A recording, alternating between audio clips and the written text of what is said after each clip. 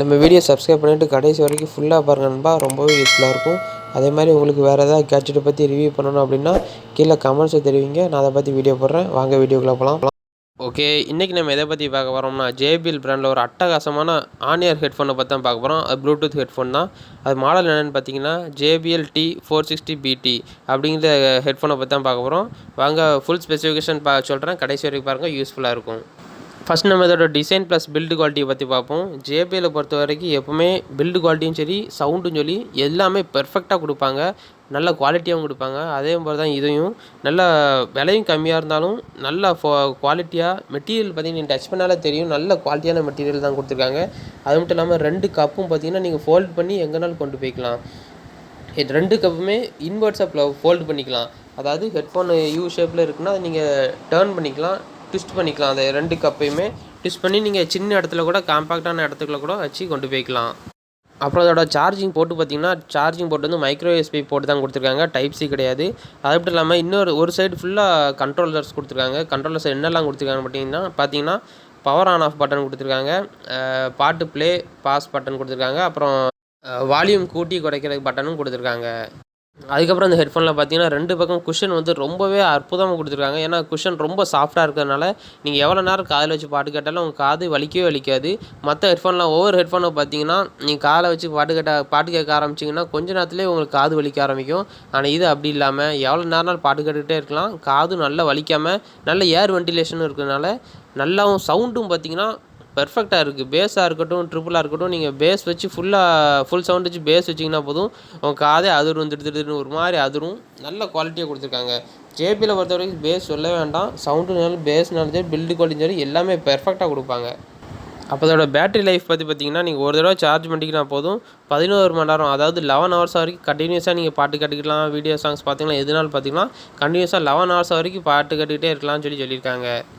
அப்புறம் அந்த ஹெட்ஃபோனை நீங்கள் ஃபுல் சார்ஜ் பண்ணுறதுக்கு எவ்வளோ நேரம் எடுத்துக்கிடுன்னு பார்த்தீங்கன்னா குறைஞ்சது 3 மணி நேரம் இல்லைன்னா 2.5 மணி நேரத்துலேருந்து 3 மணி நேரம் வரைக்கும் எடுக்குன்னு சொல்லியிருக்காங்க ஃபுல் சார்ஜ் ஆகிறதுக்கு.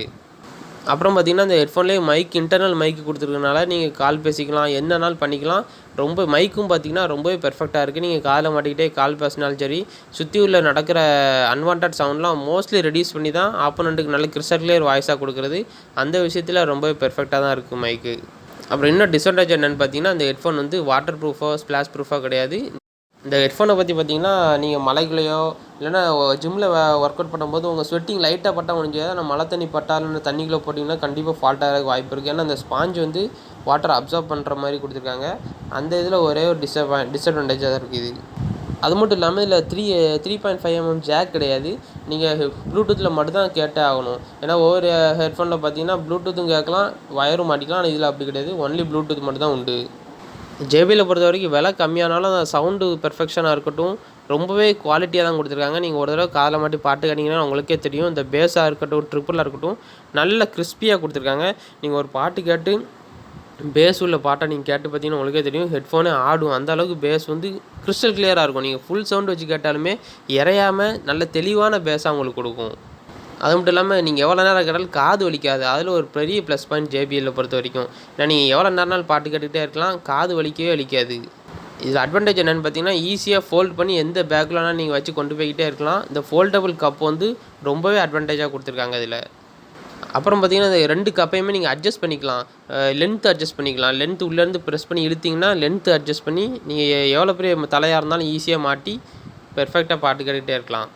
அப்புறம் நீங்கள் இந்த ஹெட்ஃபோனை புதுசாக வாங்கும்போது பாக்ஸில் என்னெல்லாம் இருக்குன்னு பார்த்தீங்கன்னா ஹெட்ஃபோன் இருக்கும், சார்ஜிங் கேபிள் இது மைக்ரோ USB கேபிள் இருக்கும், அப்புறம் புக்லெட்ஸ், அப்புறம் வாரண்டி கார்டு இதெல்லாம் இருக்கும். அப்புறம் இதில் ப்ளூடூத் வெர்ஷன் பார்த்திங்கன்னா 5.0 தான் கொடுத்துருக்காங்க. ரேஞ்சு பார்த்திங்கன்னா 10 மீட்டர் வரைக்கும் கனெக்ட் பண்ணிக்கலாம்னு சொல்லியிருக்காங்க. இன்னொரு விஷயம் என்னென்னு பார்த்தீங்கன்னா இதில் டிரைவர் வந்து 32 mm டிரைவர் கொடுத்துருக்காங்க. அதுவும் டைனமிக் டிரைவர் கொடுத்துருக்கனால பாட்டுலாம் வேறு லெவலில் இருக்கும். நான் முதலே சொன்ன மாதிரி தான் பேஸாக இருக்கட்டும் ட்ரிபிளாக இருக்கட்டும் ரொம்பவே கிறிஸ்டலாக பெர்ஃபெக்டாக கிறிஸ்பியாக இருக்கும். நீங்கள் மற்ற ஹெட்ஃபோனை கம்பேர் பண்ணும்போது JBL வந்து எப்போவுமே பேஸாக இருக்கட்டும் எல்லாமே கிறிஸ்பியாக இருக்கும். நீங்கள் ஒரு தடவை கேட்டு பார்த்தீங்கன்னா போதும் JBLையும் மற்ற ஹெட்ஃபோனையும் ஈஸியாக நீங்கள் கண்டுபிடிச்சிடலாம். சவுண்டு குவாலிட்டி வந்து JBL வந்து அடிச்சிக்கவே முடியாது. அப்புறம் நிறைய பேர் என்ன கேட்காங்கன்னா இந்த ப்ளூடூத் இதை வந்து டேபு லேப்டாப் இதெல்லாம் கனெக்ட் பண்ணலாமான்னு கேட்காங்க. நீங்கள் ப்ளூடூத் சப்போர்ட் ஆகிற எல்லா கேஜெட்டோடையும் இந்த ஹெட்ஃபோனை கனெக்ட் பண்ணிக்கலாம்.